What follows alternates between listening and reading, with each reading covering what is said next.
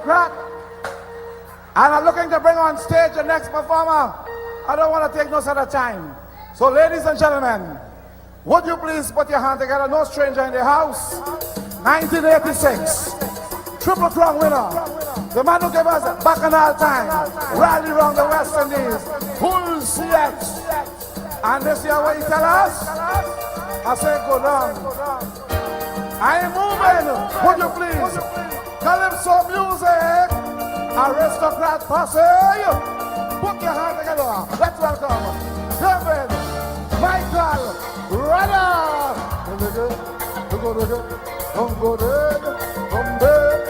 David Rada. David Rada. Good night.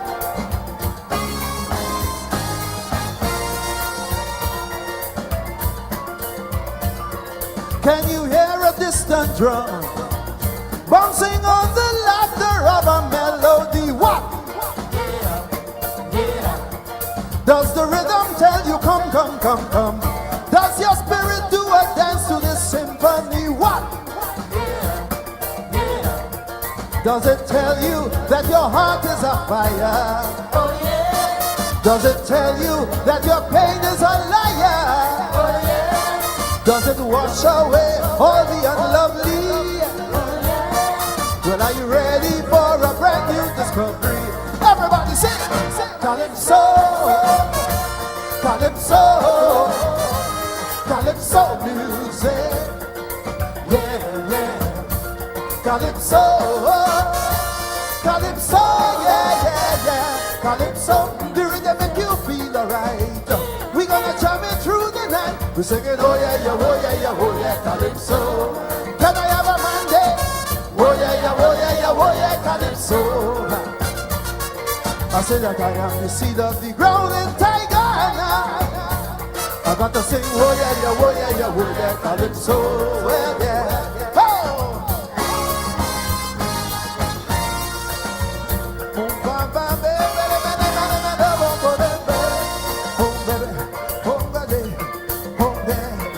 It is a living vibration, rooted deep within my Caribbean belly.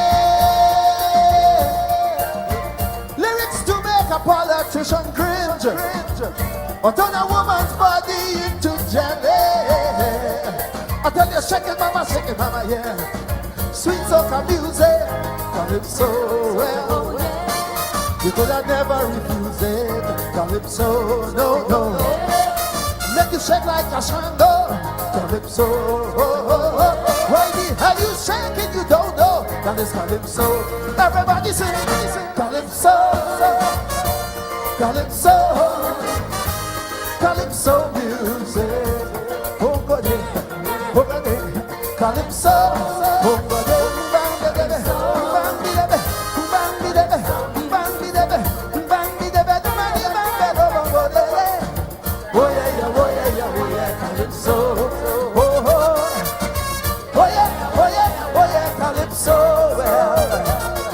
I said that I am the seed of this pile. I was born. I wanna come on. Oh yeah, yeah, oh yeah, yeah, oh yeah, Calypso.